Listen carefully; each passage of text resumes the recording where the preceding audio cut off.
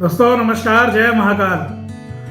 दोस्तों आज संडे को फिर से एक मार्केट का आउटलुक और एक वीडियो है, इम्पॉर्टेंट वीडियो है। थोड़ा सा ध्यान से सुनिएगा और चैनल को ज़्यादा से ज़्यादा आप लोग सब्सक्राइब कीजिए।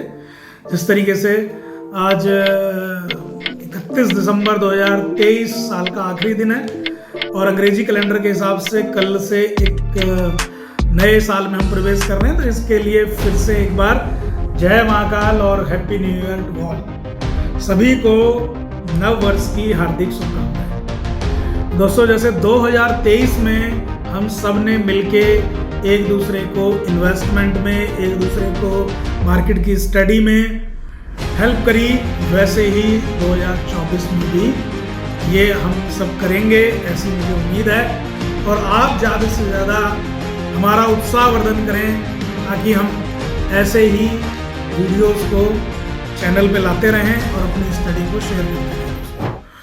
तो आज का वीडियो फिर से मार्केट के आउटलुक है, साथ में कुछ और चर्चा 2024 के लिए वो भी करेंगे।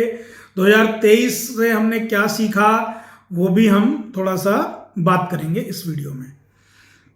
तो दोस्तों देखिए, अगर हम 2023 की बात करें तो 2023 में हमने देखा कि कहीं ना कहीं युद्ध के सान गुमान भी बनते रहे, युद्ध की स्थितियां भी बनती रहीं, महंगाई को लेके भी चर्चा रही, ग्लोबल रिसेशन और ये सब चीज़ों को लेके भी चर्चा रही, और पॉलिटिक्स के उतार चढ़ाव को लेके भी चर्चा रही जब इलेक्शंस वगैरह का दौर था, स्टेट इलेक्शन का। लेकिन इन सब संभावनाओं में कि बाजार बहुत ज़्यादा गिरेंगे और बाजार बहुत ज़्यादा ऊपर जाएंगे, तो बाजार ने अपना ही रुख रखा और बाजार को जब गिरना हुआ जब गिरा, बाजार को जब चढ़ना हुआ जब चढ़ा, तो बाजार अपने हिसाब से काम कर रहा है। तो हमने 2023 के पूरे ईयर में, पूरे एक साल में क्या सीखा? पूरे एक साल में हमने यही सीखा कि बाजार एक बार मार्च से पहले जब गिरा था, उसके बाद एक बहुत तेजी से दौड़ लगाई बाजार ने, फिर बाजार ने थोड़ी करेक्शन अभी अक्टूबर में करी थी, उसके बाद से फिर एकदम से फराटेदार तेजी लगाई। तो हमने बाजार में एक ही चीज सीखी कि अगर हम ट्रेडर हैं तो हम ट्रेड करें, अपने स्टॉप लॉस का ध्यान रखें, अपने लेवल्स का ध्यान रखें, क्योंकि लेवल्स पे अच्छी ट्रेड मिल रही थी और हमेशा लेवल पे ही ट्रेड मिली है और लेवल्स को हमने हमेशा वीडियोस में शेयर किया है। तो ये ट्रेडर के लिए सीख रही और निवेशक के लिए एक ही सीख रही कि अगर आपके अच्छी कंपनीज हैं, अच्छे शेयर्स हैं, आप मतलब एक अच्छे असेट्स को लेके बैठे हैं, तो नो डाउट आप बैठे रहिए। कोई भी करेक्शन से या किसी भी ऐसे छोटे मोटे बैड न्यूज से घबराने की आवश्यकता नहीं है। ये हमें सीख मिली और ये सीख 2023 से ही नहीं, ये हमेशा बाजार में ये लर्निंग हमें मिलती आई है और ये आगे भी होगी। अब एक इतना उत्साह कि अगले साल फिर से इलेक्शन की हम बात कर रहे हैं, तो आप ये देखिए कि अगर हम इलेक्शन की बात कर रहे हैं और इलेक्शन को लेके हम बहुत उत्साहित हैं कि बहुत तेजी देखने को मिलेगी, तो मेरा विचार थोड़ा सा डिफरेंट है। ऐसा हो सकता है कि मेरे और आपके विचार एक दूसरे से ना मिले इस विषय में, लेकिन मैं ये समझता हूं कि कुछ चीजों को बाजार पहले से भांप लेता है, जिसको हम कहते हैं बाजार ऑलरेडी डिस्काउंट कर चुका है। तो अब बाजार को ये नहीं लगता है क्या कि एक स्टेबल गवर्नमेंट दोबारा से यही कंटिन्यू रिपीट होने वाली है? ऐसा लग रहा है ना बाजार को, क्योंकि अभी जो स्टेट इलेक्शन हुए थे उसके उत्साह में आपने बाजार का मूड देख लिया। तो अब ये वाले इलेक्शन को लेके इतना ज्यादा एग्रेसिव प्लानिंग हम नहीं कर सकते सिर्फ इलेक्शन के दम पे। दूसरी तरफ अमेरिका में भी प्रेसिडेंट के इलेक्शन है, इसी वर्ष है 2024 में। राम मंदिर, भगवान राम मंदिर के मंदिर का जो निर्माण हुआ है उसका उद्घाटन इसी महीने है, जनवरी में। बहुत अच्छी अच्छी चीज़ें, बहुत पॉजिटिव चीज़ें, इन्वेस्टमेंट को लेके पॉजिटिव, एफपीआई का कैश इनफ्लो बाज़ार में, हिंदुस्तान के बाज़ार में आना, ये सब चीज़ें कहीं ना कहीं हमें उत्साहित कर रही हैं। लेकिन उत्साह के साथ साथ हमको बिल्कुल भी बहुत ज़्यादा रिस्क लेके, लिवरेज लेके बाजार में काम नहीं करना है, क्योंकि बाजार 2024 में जो मैं देख पा रहा हूं वो ये देख पा रहा हूं कि जितनी रैली, जितनी तेजी से स्मॉल कैप मिड कैप ने लगाई, जितनी आईपीओ की झड़ी लगी, तो इन सब से नो डाउट बाजार में कैश बहुत आया है। और बाजार में एक ही काम करता है चीज दोस्तों, एक ही फैक्टर बाजार में काम करता है, वो है कैश, कैश का इनफ्लो।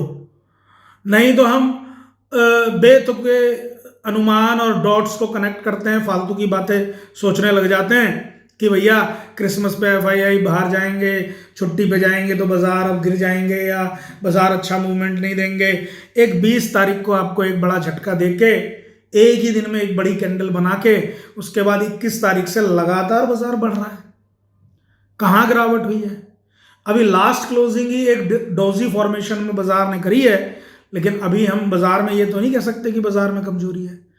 ठीक है, बाजार जो है इसलिए बढ़ गए कि इलेक्शन में गवर्नमेंट ने जीत हासिल करी, बाजार इसलिए गिर गए क्योंकि एफआईआई छुट्टी पे चले गए। ये सब चीजें स्टोरी हैं रील्स बनाने के लिए और छोटे छोटे चीज़ों को एक्साइटमेंट करने के लिए इधर उधर आपका ध्यान इधर उधर भटकाना है। सीधा फोकस कीजिए, पैसा बाजार में है या नहीं। कैश क्रंच बाजार में है तो बाजार गिरेंगे, कैश क्रंच बाजार में नहीं है तो बाजार नहीं गिरेंगे, बात खत्म। इससे ज्यादा कोई इंडिकेटर बाजार के लिए नहीं है और ना ही कोई भविष्यवाणी है।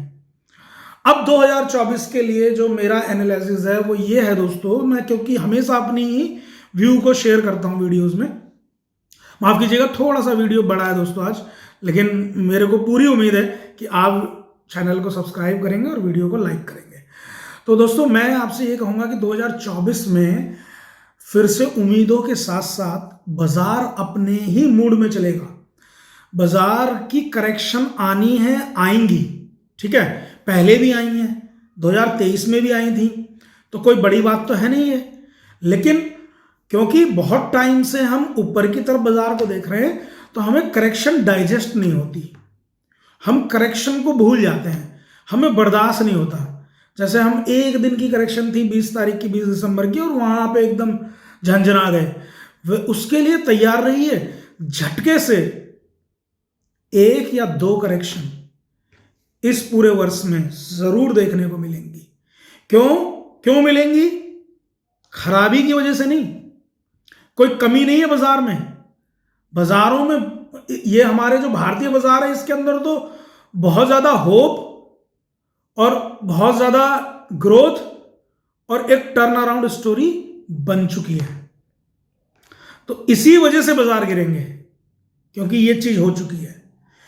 जब दोस्तों वैल्यू इन्वेस्टिंग होती है किसी भी इकोनॉमी में तो बाजार एक तरफा चलते हैं, लेकिन जब बात आती है स्टोरी को टर्न करने की, कायाकल्प होने की, बढ़िया एक ग्रोथ देने की, तो बाजार में जोखिम ज्यादा हो जाता है और उन जोखिमों के अंदर ही एक बड़ा रिटर्न बनता है। ये मेरा अपना विचार है, हो सकता है आप इस विचार से सहमत ना हो। तो 2020 से और 2023 तक हम एक वैल्यू इन्वेस्टिंग के फेज में थे, पूरा सेटअप तैयार हुआ।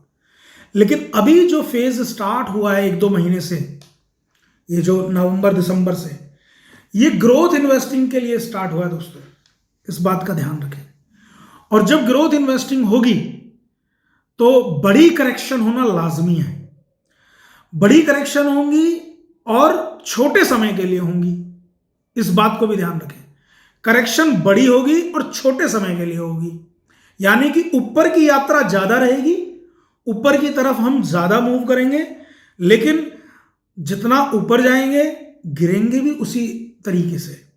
और जब नीचे की तरफ करेक्शन होगी तो वो क्षणिक हो सकती है, जैसे कि 2 दिन की, 5 दिन की, 10 दिन की, 15 दिन की, बस ये नहीं कि महीनों चल रही है करेक्शन। लेकिन उसी करेक्शन में वो बहुत ज्यादा डिस्काउंट कर देगा रिलेटिव स्ट्रेंथ इंडेक्स को, आरएसआई जिसे आप बोलते हैं, उसको डिस्काउंट करके फिर ऊपर चलेगा, क्योंकि उसको तो डिस्काउंट करना ही है ना, उसको बाजार को तो डिस्काउंट करना ही होता है, आरएसआई को बाजार डिस्काउंट करके चलता है वैल्यूज को। तो जब भी ओवरहीटेड होता है बाजार ये काम अपना करेगा 2024 में भी, इसके लिए तैयार रहना है। बाजार में जैसा 2023 में देखने को मिला, कहीं भी कभी हमास, कभी फिलिस्तीन, कभी कुछ इजराइल और ये सब ऐसा चटर पटर 2024 में और ज्यादा हो जाएगा। आप हालात देख ही रहे हैं। ग्लोबल क्राइसिस कहीं भी बाजार से आ सकते हैं, बाजार में कहीं से भी। इलेक्शन होने के बाद एक बार हम इन्फ्लेशन की चपेट में भी आएंगे, इन्फ्लेशन का फिर से सामना करना पड़ेगा हमें इलेक्शन के बाद। तो ये सब संभावनाएं हैं 2024 में। ये मेरा विचार है, हो सकता है मैं गलत हूं, लेकिन जो मेरे विचार हैं वो मैं इस वीडियो के माध्यम से आप लोगों के साथ में शेयर कर रहा हूं। तो इन सब चीजों को ध्यान में रखते हुए हमें क्या करना चाहिए। बहुत लोग अलग अलग सेक्टर्स की बात कर रहे हैं, सेक्टर सब वही चलेंगे जो चल रहे हैं। ऑटो में कोई कमी नहीं है, ऑटो चल रहा है, चलेगा। फार्मा में कोई कमी नहीं है, चल रहा है, चलेगा। आईटी ने स्टार्टिंग कर दी है, चलेगा चलेगा, क्या दिक्कत है। बैंकिंग चल रहे हैं, ठीक है, ज्यादा बड़े परफॉर्मेंस नहीं करेंगे, कम करेंगे, लेकिन चलेंगे। ऑयल एंड गैस चलेगा, सभी कुछ चलेगा भाई, क्या दिक्कत है। जब चलता है ना, टर्न अराउंड में सब चलता है। और मैंने अभी एक वर्ड बोला है कि टर्न अराउंड स्टोरी स्टार्ट हुई है इस इकोनॉमी की, तो ग्रोथ इन्वेस्टिंग हुई है। मैंने कहा वैल्यू इन्वेस्टिंग में फॉर्मेशन सेटअप होता है, वन साइडेड रहता है, लेकिन जब कभी भी ग्रोथ इन्वेस्टिंग होती है रिस्क ज्यादा हो जाते हैं, फ्लैक्चुएशंस ज्यादा रहती हैं, करेक्शन बड़ी रहती हैं, लेकिन कम समय के लिए रहती हैं। ये सारे फैक्टर हैं, इन्हें नोट कर लीजिए और ग्रोथ इन्वेस्टिंग पे अपना निवेश करिए। इस ग्रोथ इन्वेस्टिंग में एक बात का ध्यान रखना है, जितनी भी छोटी मझोली कंपनी है उनमें फूंक फूंक के कदम रखना है। हर किसी कंपनी को पकड़ लेंगे ना, या सब चारों तरफ से जो कंपनियों के नाम आप लोगों के सामने आते हैं और कहीं पे भी निवेश कर जाएंगे, वो बड़ा खतरनाक हो जाएगा। निकलना मुश्किल हो जाएगा, डीलिस्ट हो जाएंगी, कंपनियां ही नहीं है जी, खत्म कहानी। बड़ा पैसा बर्बाद होने की संभावना है उन चीजों में, इसलिए उनमें ध्यान आपको जो करना है, सेलेक्टेड, बढ़िया, सूझबूझ के साथ, पूरी अच्छी स्टडी के साथ। महज चार्ट देख लिया, चार्ट पे 2 लाइन खींच दी, वीडियो गेम बना दिया, उससे काम नहीं चलेगा। पूरी मेहनत। और जो लोग भी चार्ट देखते हैं ना, जो भी एनालिस्ट आपको चार्ट्स के शेयर करते हैं, मैं भी शेयर करूंगा अभी आज इस वीडियो में भी हम चार्ट की बात करेंगे। और लगभग मैं मैक्सिमम टाइम चार्ट शेयर करता हूं। तो जब भी हम चार्ट्स की बात करते हैं ना, या जो भी लोग आपसे चार्ट की बात करते हैं और कॉन्फिडेंटली बात करते हैं, पूरी स्टोरी उन्होंने पढ़ी होती है, समझी होती है, तभी वो सिर्फ चार्ट्स पे आते हैं। तो चार्ट्स पे आना, चार्ट्स के बेस पे ट्रेड करना कोई खराबी नहीं है, ट्रेड करिए। लेकिन जब आपको एक बड़ा पैसा निवेश करना है एक बड़े समय के लिए, तो आपको पूरी डिटेल जितनी भी आप ले सकते हैं बाजार में और अच्छी स्टडी कर सकते हैं, उतना करना जरूरी है। हो सकता है ये बात भी आपको खराब लगे, लेकिन मेरा ये अपना विचार है दोस्तों। प्लीज़ माइंड मत कीजिएगा और चैनल को ज़्यादा से ज़्यादा सब्सक्राइब कीजिए और वीडियो को लाइक कीजिए। और नव वर्ष की फिर से एक बार हार्दिक शुभकामनाएं। तो ये 2024 का ये इस तरीके का ओवरव्यू है, जिसमें 2 बड़ी करेक्शन, जिसमें कि 8% की करेक्शन, 12% की करेक्शन, 2 करेक्शन हमें देखने को मिल सकती हैं। एक इलेक्शन से पहले भी मिल सकती है, लेकिन इलेक्शन के बाद में due to inflation and due to restructuring of the banking, ये थोड़ा हमें देखने को मिलेगा आफ्टर जुलाई अगस्त। सितंबर अक्टूबर या जो लास्ट क्वार्टर में, थर्ड क्वार्टर में, मतलब थोड़ी सी ज़्यादा संभावना नजर आ रही हैं और स्टार्टिंग में छोटी मोटी उठापटक है। तो बाजार में अभी तो ऊपर की तेजी है और रुख अभी अच्छा है, पॉजिटिव है। अभी भी हम 21,730 के ऊपर ही क्लोज किए हैं बाजार में, तो बाजार तो तेजी है। अब रही बात जनवरी की और इस वीक की, तो मैं एक बार चार्ट पे चलता हूं, हम लोग चार्ट पे एक बार देख लेते हैं। ये चार्ट है, देखिए यहाँ पे हम चार्ट की अगर हम बात करते हैं दोस्तों, ये निफ्टी का चार्ट है आपके सामने। और निफ्टी के चार्ट में ये अभी हम फ्राइडे को ये डोजी फॉर्मेशन में बंद हुए, नो प्रॉब्लम। अभी निफ्टी का जो फर्स्ट सपोर्ट है मेरे हिसाब से वो ये है 21,360, नोट करिएगा। 21,360 वीकली सपोर्ट है फॉर द नेक्स्ट वीक, जनवरी के पहले सप्ताह के लिए, जो कल से 1 जनवरी से बाजार खुल रहा है उसके लिए ये सपोर्ट रहेगा पूरे 1 वीक के लिए। 21,360। ऊपर के लिए अभी संभावित लक्ष्य 22,000 है और 22,100। 22,000, 22,100 ये दोनों टारगेट रहेंगे ऊपर के लिए, और 21,360 का एक सपोर्ट रहेगा। और इसी बीच में अगर बाजार ट्रेड करता रहेगा तो कोई दिक्कत नहीं है, यही ट्रेड प्लान है नेक्स्ट वीक के लिए। अब इंपॉर्टेंट लेवल इस ईयर के लिए वो बात कर लेते हैं। इस ईयर के लिए इंपॉर्टेंट लेवल मेरे लिए ये है वाला है, ये दोस्तों, ये जो लेवल है ना 26 अक्टूबर 2023 को जो लो लगा है, 18,837 का जो लो लगा है, ये इंपॉर्टेंट सपोर्ट रहेगा। इसको नेट सेल में लमसम में मान लीजिए 18,800 राउंड फिगर, 18,800 एक इंपॉर्टेंट लेवल, एक इंपॉर्टेंट सपोर्ट के तरीके से इस पूरे साल की करेक्शंस में काम करेगा। अगर इस सपोर्ट को, इस लेवल को भी तोड़ के बाजार नीचे जाएंगे तो एक चिंता का विषय बनेगा, अदरवाइज कोई चिंता का विषय इस पूरे वर्ष में नहीं बनेगा। ये मैं थोड़ा सा वर्ष फल की तरह जैसे बोलते ना, एक मार्केट का ओवरव्यू 2024 का, मतलब मैं एकदम से मुड़ गया इस वीडियो में। हालांकि मेरा इतना ज़्यादा डिटेल फोकस नहीं था कि मैं आज इसे करूं, लेकिन ठीक है, मैंने बोल दिया है तो ये मेरी स्टडी थी, मैंने इसको किया हुआ था तो नेक्स्ट वीडियो में लेके आता, बट मैं आज ही अब इसमें डिटेल में कर देता हूं। तो ये 18,800 के लेवल के बाद में ही बाजार में एक बड़ी करेक्शन का आप मूड बना सकते हैं। उससे पहले की करेक्शंस को हम बड़ा करेक्शन नहीं मानेंगे, और 18,800 तक भी अगर बाजार आते हैं तो ये अवसर होंगे कि हमें यहाँ पे अच्छे स्टॉक्स में निवेश करना है। अब दोस्तों ये तो मार्केट का मैंने नेक्स्ट वीक का और एक ओवरव्यू दे दिया ऊपर के लिए, इस साल के लिए भी लेवल दे दिया एक, और इस साल का ऊपर के लिए जो लेवल है वो मैक्सिमम 23,800 तक स्टोरी बनेगी और 24,200 दूसरा नंबर होगा। दोनों नंबर बड़े पावरफुल हैं, तो इन नंबरों के हिसाब से हम लोग काम करेंगे, और छोटे मझोले स्टॉक्स में सेलेक्टेड स्टॉक्स पे आप काम करेंगे। तो ये मेरा एक ओवरव्यू था इस बाजार को लेके इस वीडियो में। अब एक चीज का और मैं मतलब जिक्र करना चाहूंगा इसी वीडियो में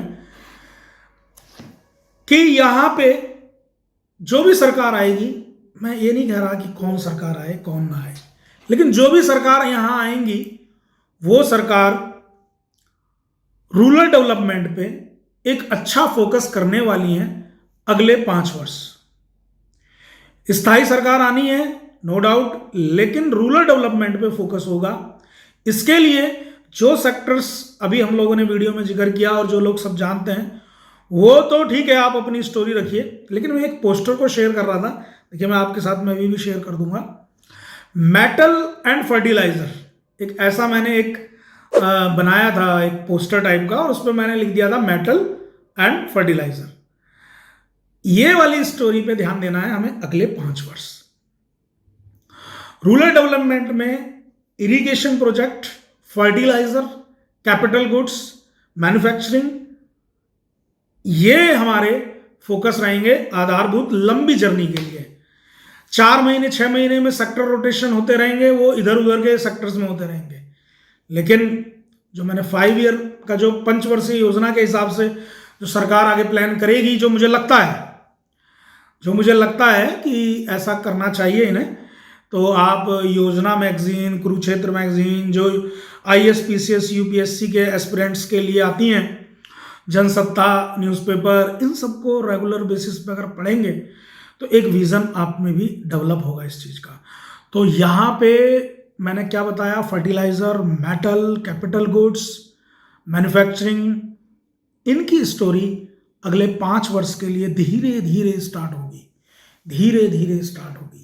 और 1-1.5 साल में फिर सभी लोग बोलेंगे ये भी लो, ये भी। तो वो मैंने अभी से आपको एक छोटा सा क्लू दे दिया है इस वीडियो में। और इस वीडियो के साथ फिर से एक बार हैप्पी न्यू ईयर, और अपना ध्यान रखिए। और वीडियो थोड़ा लंबा हुआ इसके लिए क्षमा प्रार्थी हूँ। जय महाकाल।